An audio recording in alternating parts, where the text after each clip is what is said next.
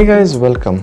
And today when I was looking into the forms, there are news Google forms and the Android produced forms.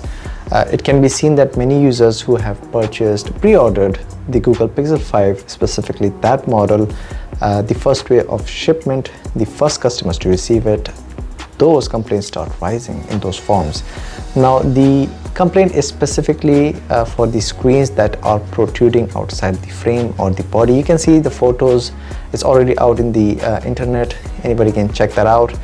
And if you can see that this is clearly a manufacturing defect, it's because maybe the machine hasn't applied enough force for the screen into the body, or maybe the adhesive might be of bad quality, or not enough quantity of adhesive has been used. Now this concern has been raised for the phones because this phone has a water resistance of IP68. So now because of this gap, as you can see, water can enter into those gaps. Now for those of you who have already pre-ordered and haven't received those phones, that's for you guys to be aware of that. And for those of you who wants to purchase the Google Pixel 5, I would rather say have a hold on that and let the Google address this issue.